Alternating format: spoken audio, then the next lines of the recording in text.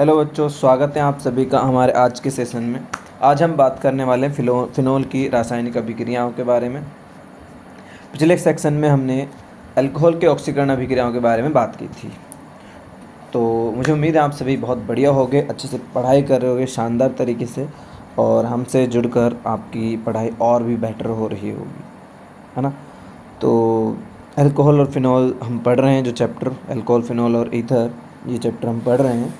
तो मुझे उम्मीद है आप सभी बहुत बेहतरीन तरीके से इस चैप्टर की तैयारी कर रहे हो। बहुत इंपॉर्टेंट चैप्टर है, बहुत सारे रिएक्शंस हैं इसमें, काफ़ी सारे रिएक्शंस हम पढ़ चुके हैं और कुछ रिएक्शंस हैं जो फिनोल की हैं वो हम आज पढ़ने वाले हैं। तो चलो स्टार्ट करते हैं।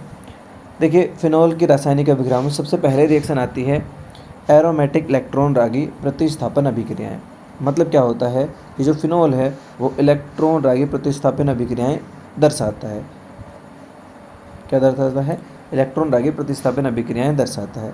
देखिए, हमने अनुनादी की स्ट्रक्चर्स थी या अनुनादी संरचनाएं थी फिनोल की देखी थी, और हमने अनुनादी संरचनाओं में देखा था कि जो फिनोल है, यहाँ OH है ना, तो इसके ऑर्थो और पैरा जो स्थिति है, यहाँ पर इलेक्ट्रॉन डेंसिटी ज़्यादा होती है। तो देखिए क्या होता, इसी कारण क्या होता है, जो ये बेंजीन पर OH समूह है फिनोल का, है ना, ये करता है, ये इलेक्ट्रॉन रागी प्रतिस्थापन अभिक्रियाओं के लिए बेंजीन को सक्रिय करता है। क्या करता है? सक्रिय करता है, क्योंकि ये बेंजीन पर इलेक्ट्रॉन डेंसिटी बढ़ाता है, यानी इलेक्ट्रॉन घनत्व बढ़ाता है। क्या बढ़ाता है? यहाँ पर इलेक्ट्रॉन घनत्व बढ़ाता है। कौन? OH समूह। और ये बढ़ाता किस पर है? हम जानते हैं ऑर्थो और पैरा समूह पर बढ़ाते हैं। और ऑर्थो और पैरा समूह पर इलेक्ट्रॉन घनत्व बढ़ाने के कारण अब जो इलेक्ट्रॉन रागी होगा, मतलब जिसके पास इलेक्ट्रॉन कम होंगे या जिसको इलेक्ट्रॉन चाहिए होंगे, वो ऑर्थो और पैरा पोजीशन पर या स्थिति पर क्या करेगा? अटैक करेगा। तो ये उनको डायरेक्शन, यानी क्या देता है? निर्दिष्ट करता है, दिशा निर्दिष्ट करता है कि यहाँ पर आइए, यहाँ इलेक्ट्रॉन घनत्व ज़्यादा है और उनको इलेक्ट्रॉन ही चाहिए। ठीक है, तो इस तरह से देखते हैं कि किस तरह से हम कुछ इलेक्ट्रॉन रागी अभिक्रियाएँ देखते हैं, और हमको ये पता चल गया कि जो कंपाउंड बनने वाले, यानी यौगिक बनने वाले हैं, वो ऑर्थो और पैरा स्थिति पर ही आके जुड़ेंगे, तो उसी तरह के यौगिक बनने वाले हैं। देखिए, स्टार्ट करते हैं। सबसे पहले नाइट्रोजन या नाइट्रोकरण कह देते हैं इसको। यहाँ पर देखिए हम क्या करते हैं, फिनोल की जो अभिक्रिया है, फिनोल की अभिक्रिया जब हम किससे कराते हैं, फिनोल की अभिक्रिया हम जब तनु HNO3 से कराते हैं, तो हमको दो तरह के यौगिक प्राप्त होते हैं, या फिर हम कह सकते हैं हमको इन दोनों यौगिकों का मिश्रण प्राप्त होता है, जिसमें एक बनता है ऑर्थो नाइट्रोफिनोल और एक बनता है पैरा नाइट्रोफिनोल। अब ऑर्थो और पैरा पर क्यों जुड़ा है उसका रीज़न हमने बताया कि यहाँ पर ऑर्थो और पैरा स्थिति पर क्या होता है, इलेक्ट्रॉन डेंसिटी या इलेक्ट्रॉन घनत्व ज़्यादा होता है, इसीलिए जो नाइट्रो ग्रुप है वो ऑर्थो और पैरा स्थिति पर जुड़ता है। यहाँ पर जो पैरा नाइट्रोफिनोल है वो सबसे ज़्यादा मात्रा में बनता है, जबकि ऑर्थो नाइट्रोफिनोल कम मात्रा में बनता है। अब देखो क्या होते हैं, ऑर्थो और जो पैरा नाइट्रोफिनोल हैं, इन दोनों को आसानी से पृथक किया जा सकता है। क्या कहते हैं? पृथक किया जा सकता है। क्यों किया जा सकता है? ऑर्थो नाइट्रोफिनोल को वाष्पन के द्वारा पृथक किया जा सकता है। क्यों किया जाता है? क्योंकि ऑर्थो नाइट्रोफिनोल में इस पर ध्यान देना, आंतर आणविक हाइड्रोजन बंध के कारण यह वाष्पित हो जाता है, जबकि जो पैरा नाइट्रोफिनोल है, पैरा नाइट्रोफिनोल में क्या होते हैं, अंतर आणविक हाइड्रोजन बंध होते हैं, जिनके कारण ये कम वाष्पित तो होते हैं लेकिन कम होते हैं। मतलब दोनों का जो बॉइलिंग पॉइंट है वो डिफरेंट होता है। यहाँ पर ऑर्थो नाइट्रोफिनोल का ज़्यादा होता है, जबकि पैरा नाइट्रोफिनोल का ज़्यादा होता है, जबकि ऑर्थो नाइट्रोफिनोल जो है उसका जो क्वथनांक है वो कम होता है। रीज़न देख लेते हैं। देखो, यहाँ पर एक ही अणु के मध्य जब बंध बनता है, एक ही अणु के मध्य जब हाइड्रोजन बंध बनता है तो उसको हम कहते हैं आंतर आणविक हाइड्रोजन बंध, और जब दो अलग अलग अणुओं के मध्य बंध बनता है तो उसको हम कहते हैं, क्या कहते हैं, अंतर आणविक हाइड्रोजन बंध। तो याद रखना, यहाँ पर आपको दिख रहा होगा कि दो पैरा नाइट्रोफिनोल जो हैं उनके मध्य बंध है। एक पैरा नाइट्रोफिनोल ये रहा और दूसरा पैरा नाइट्रोफिनोल ये रहा। तो यहाँ पर दो अलग अलग अणुओं के मध्य क्या है, हाइड्रोजन बंध है, जबकि यहाँ पर तुमको दिख रहा होगा कि ये ऑर्थो नाइट्रोफिनोल है और एक ही नाइट्रोफिनोल के बीच में है ऑक्सीजन और हाइड्रोजन के मध्य हाइड्रोजन बंध बन रहा है। तो क्योंकि दो अलग अलग अणुओं के मध्य हाइड्रोजन बंध बन रहा है, ये ज़्यादा स्ट्रॉन्ग होता है और इसको तोड़ने में ज़्यादा एनर्जी खर्च होती है, इसलिए इसका वाष्पन कम होता है, जबकि यहाँ पर एक ही अणु के मध्य हाइड्रोजन बंध है, इसको तोड़ना ज़्यादा आसान हो जाता है। ठीक है, अब देखिए, ये हमने रिएक्शन जो कराई थी, ये हमने कराई थी तनु HNO3 से। क्यों कराए थे? क्योंकि हम तनु HNO3 में भी हमको ये प्रोडक्ट मिल रहे थे, ये उत्पाद मिल रहे थे। उसका रीज़न था कि फिनोल जो है बहुत ज़्यादा सक्रिय हो जाता है OH समूह की उपस्थिति के कारण। ठीक है, अब देखो यहाँ पर अगर हम इसकी रिएक्शन किससे करा दें, सांद्र HNO3 से करा दें, तो हमको क्या मिलेगा? तो हमको यहाँ पर सीधा सीधा 2,4,6 ट्राई नाइट्रोफिनोल मिल जाता है, यानी कि ऑर्थो और पैरा दोनों कंडीशन पर हमको क्या मिल जाता है? नाइट्रो समूह मिल जाता है। और इसको हम पिक्रिक अम्ल भी कह देते हैं। याद रखिएगा, पिक्रिक अम्ल जो है एग्ज़ाम में पूछा जाता है कि पिक्रिक अम्ल की स्ट्रक्चर बनाइए, किस तरह से बनाई जाती है, ये आपके सामने है। ठीक है, उसके बाद बात करें वर्तमान में क्या है कि जो पिक्रिक अम्ल है, पिक्रिक अम्ल को बनाने की अन्य विधियां भी हैं। मतलब इस तरह से हम बनाते हैं सांद्र HNO3 से, लेकिन इस तरह से बना सकते हैं कि पहले सांद्र HNO यहाँ पर हम रिएक्शन कराते हैं H2SO4 से। सांद्र H2SO4 से क्या कराते हैं? रिएक्शन कराते हैं फर्स्ट, और सांद्र H2SO4 से रिएक्शन कराने पर हमको क्या मिलता है? फिनोल 2,4-डाइसल्फोनिक अम्ल मिलता है। क्या मिलता है? 2,4-डाइसल्फोनिक अम्ल। यहाँ भी याद रखना 2,4-डाइसल्फोनिक अम्ल इसीलिए बना क्योंकि फिनोल जो है बहुत ज़्यादा सक्रिय होती है। और फिर इसकी रिएक्शन अगर हम क्या किससे कराएं? सांद्र HNO3 से कराते हैं, तो फिर हमको पिक्रिक अम्ल मिल जाता है। ये वर्तमान में जो पिक्रिक अम्ल है उसको बनाने की रिएक्शन है। क्या है? वर्तमान में पिक्रिक अम्ल को बनाने की अभिक्रिया है ये। ठीक है, तो उसके बाद ये हो गई हमारी नाइट्रीकरण। नाइट्रीकरण में हमने रिएक्शंस देखी, पिक्रिक अम्ल का निर्माण किया, तनु और सांद्र HNO3 के साथ रिएक्शन देखी। ठीक है, अब नेक्स्ट अभी जो अभिक्रिया है हम उस पर ध्यान देते हैं। देखिए, नेक्स्ट अभिक्रिया है हमारी हैलोजनन। क्या है? हैलोजनन। हैलोजन मतलब हैलोजनेशन। हैलोजनेशन कैसे कराते हैं? यहाँ पर जो CS2 है, CS2 की उपस्थिति में हम क्या कराते हैं? ब्रोमीन के साथ रिएक्शन कराते हैं। तो हमको दो तरह के कंपाउंड मिलते हैं। एक होता है ऑर्थोब्रोमोफिनोल, ऑर्थोब्रोमोफिनोल, और एक हमको मिलता है पैराब्रोमोफिनोल। ठीक है, ये दो तरह के हमको यौगिक मिलते हैं।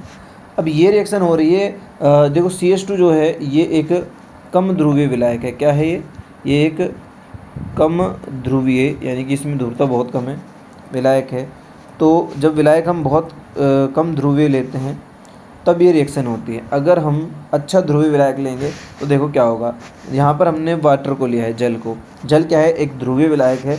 जब जल के साथ ब्रोमीन की रिएक्शन कराते हैं तो हमको 2,4,6-ट्राई ब्रोमोफिनोल प्राप्त होता है।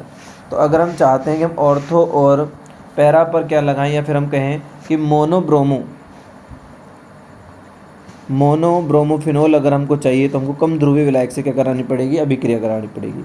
इसके लिए मोनोब्रोमोफिनोल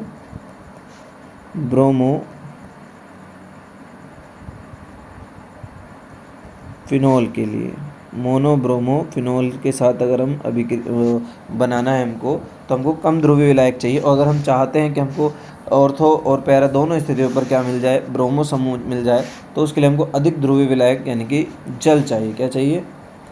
अधिक ध्रुवीय विलायक हमको जल चाहिए। फिर कोई और भी ध्रुवीय विलायक हम ले सकते हैं। ठीक है, तो ये हैलोजनेशन थी। हैलोजनेशन की हमारे पास दो रिएक्शन थी, एक नाइट्रीकरण थी और यहाँ पर एक हैलोजनेशन थी, जिसमें हमने हैलोजन यानी ब्रोमीन के साथ रिएक्शन किया। उसके बाद एक बहुत बहुत बहुत इंपॉर्टेंट अभिक्रिया हमको यहाँ देखने को मिलती है। देखिए वो कौन सी अभिक्रिया है जो एक देखने को मिलती है। इस अभिक्रिया का नाम है कोल्बे अभिक्रिया। क्या है? कोल्बे अभिक्रिया है, और ये मोस्ट इम्पॉर्टेंट है आपके एग्ज़ाम में पूछे जाने वाली रिएक्शंस में। इसमें होता क्या है कि हम सबसे पहले जो ये फिनोल है, फिनोल की अभिक्रिया कराते हैं किसके साथ? सोडियम हाइड्रोक्साइड के साथ। और सोडियम हाइड्रोक्साइड जब इसकी रिएक्शन कराते हैं तो हमको मिलता है फिनॉक्साइड आयन। देखिए फिनॉक्साइड आयन में हम इसको इसलिए बदलते हैं क्योंकि फिनॉक्साइड आयन हम जानते हैं ज़्यादा स्थायी होता है बजाय फिनोल के, इसलिए फिनोल भी फिनॉक्साइड आयन बनाना ज़्यादा अच्छा समझती है। और जब फिनॉक्साइड आयन बनता है तो वहाँ पर ऑर्थो और पैरा स्थिति पर इलेक्ट्रॉन घनत्व बढ़ जाता है। मतलब फिनॉक्साइड आयन ज़्यादा क्रियाशीलता दर्शाता है फिनोल से, इसलिए पहले हम इसे फिनॉक्साइड आयन बदलते हैं। फिनॉक्साइड आयन बदलने के कारण जो CO2 है, CO2 यहाँ पर एक दुर्बल इलेक्ट्रॉन रागी है। क्या है ये एक यहाँ पर दुर्बल इलेक्ट्रॉन रागी है। फिर भी दुर्बल इलेक्ट्रॉन रागी होते हुए भी ये इस बेंजीन रिंग पर क्या करती है? आक्रमण करती है, और आक्रमण करने से इस तरह का एक इंटरमीडिएट कंपाउंड बनता है। और उसके बाद यहाँ पर जो ये H है बेंजीन का, ये ट्रांसफ़र हो जाता है इस पर, किस पर ट्रांसफर होता है, ऑक्सीजन पर ट्रांसफ़र हो जाता है। और जब एक बार ये COOH ग्रुप बन जाएगा, ये क्या बन चुका है, ये यहाँ पर COOH ग्रुप यानी कि अम्लीय ग्रुप बन गया। उसके बाद सिर्फ हमने एक सिंपल से अम्ल से रिएक्शन कराई है और हमको मिल गया है सैलिसिलिक अम्ल या 2 हाइड्रोक्सी बेंजोइक अम्ल यहाँ मिल जाता है। तो जो कोल्बे अभिक्रिया है उसमें फिनोल से हम क्या बनाते हैं, फिनोल से हम बनाते हैं सैलिसिलिक अम्ल, और फिनोल से रिएक्शन होती है CO2 के साथ। फिनोल की रिएक्शन CO2 NaOH के साथ होती है और हमको मिल जाता है सैलिसिलिक अम्ल। किस तरह से होती है आपके सामने है। देखिए, इस अभिक्रिया में पहले फिनोक्साइड आयन बनता है, क्योंकि फिनोक्साइड आयन फिनोल की अपेक्षा अधिक क्रियाशील होता है। क्या होता है, फिनोल की अपेक्षा जो फिनोक्साइड आयन है वो अधिक क्रियाशीलता है। इसी कारण जो CO2 है, एक दुर्बल इलेक्ट्रॉन आगे होते हुए भी इस पर आसानी से इलेक्ट्रॉन प्रतिस्थापन कर लेता है। कुछ ऐसी ही अभिक्रिया, एक और अभिक्रिया है जिसका नाम है राइमर-टिमान अभिक्रिया। ये भी मोस्ट इंपॉर्टेंट रिएक्शन में आती है इस चैप्टर के, क्योंकि ये भी एग्ज़ाम में बहुत ज़्यादा पूछे जाने वाली रिएक्शंस हैं। ये नेम रिएक्शंस की श्रेणी में आती है। देखिए, इसमें क्या होता है, इसमें हम क्या करते हैं, फिनोल की जो अभिक्रिया है वो NaOH की उपस्थिति में कराते हैं क्लोरोफॉर्म के साथ। किसके साथ कराते हैं, क्लोरोफॉर्म के साथ कराते हैं, तो हमको सैलिसिलिक एल्डिहाइड मिलता है। मतलब सैलिसिलिक अम्ल जहाँ मिलता है यानी ऑर्थो पोजीशन पर फिनोल पे पहले जहाँ COOH ग्रुप लगा था वहाँ अब CHO यानी एल्डिहाइड ग्रुप लग जाता है, और इसी को हम क्या कहते हैं, इसी को हम कहते हैं राइमर-टिमान अभिक्रिया कहते हैं। अभिक्रिया किस तरह से होती है, देखिए ये फिनोल है, क्या है ये यहाँ पर फिनोल है और ये यहाँ पर क्लोरोफॉर्म है। क्या है, क्लोरोफॉर्म है। हमने यहाँ पर NaOH क्यों लिया है, क्योंकि हम जानते हैं इसको पहले हमको फिनोक्साइड आयन में बदलना होगा, तो पहले फिनोक्साइड आयन में बदलेंगे। फिनोक्साइड आयन पर फिर यहाँ पर CHCl3 के साथ अभिक्रिया होगी और ये एक इंटरमीडिएट या मध्यवर्ती बनने वाला है। क्या बनने वाला है, मध्यवर्ती उत्पाद बनने वाला है। बस उसके बाद इस मध्यवर्ती उत्पाद की वापस से NaOH के साथ रिएक्शन कराने पर हमको यहाँ CHO ग्रुप मिल जाता है, और फिर H+ से रिएक्शन कराने पर ये जो फिनोक्साइड आयन है ये फिनोल में बदल जाता है और हमको मिल जाता है सैलिसैल्डिहाइड। ठीक है, तो जो राइमर-टिमान अभिक्रिया है उसमें क्या मिलता है, हमको सैलिसैल्डिहाइड मिल जाता है। अब देखो रिएक्शन कैसे होती है। यहाँ पर जो क्लोरोफॉर्म है, क्लोरोफॉर्म में सबसे पहले क्या होता है, ये इतने सारे क्लोरीन्स हैं, ये इलेक्ट्रॉन खींचते अपनी ओर, तो हाइड्रोजन आसानी से यहाँ से इलेक्ट्रॉन दे जाता है और बाहर निकल जाता है। उसके बाद क्या होता है, जो ये क्लोरीन है एक इलेक्ट्रॉन विदड्रॉइंग ग्रुप है, मतलब ये इलेक्ट्रॉन लेकर चला जाता है या फिर निकलने वाला अच्छा निकलने वाला समूह है ये, और ये तुरंत निकल जाता है इलेक्ट्रॉन लेकर। वैसे इसको इलेक्ट्रॉन चाहिए, है ना। तो यहाँ से क्या होता है, इलेक्ट्रॉन लेकर चला जाता है। जैसे ही इलेक्ट्रॉन लेकर चला जाता है तो एक स्पीसीज बनती है जिसको हम कहते हैं कार्बिन। क्या कहते हैं, कार्बिन। कार्बिन के पास 2 अबंधित इलेक्ट्रॉन होते हैं। क्या होते हैं, यहाँ पर ये जो आपको दिख रहा है ये है अबंधित, जो किसी भी बंध में भाग नहीं ले रहे हैं, है ना। अबंधित इलेक्ट्रॉन युग्म, क्या है ये, अबंधित इलेक्ट्रॉन युग्म यहाँ रह जाते हैं। और ये जो आपको स्पीसीज दिख रही है कार्बिन, ये कैसी होती है, इलेक्ट्रॉन रागी होती है और ये उदासीन होती है। अब ये जो कार्बिन है, क्लोरोफॉर्म से कार्बिन बनती है और कार्बिन इलेक्ट्रॉन रागी होती है। ये फिर क्या करती है, फिनोक्साइड आयन पर अटैक करती है।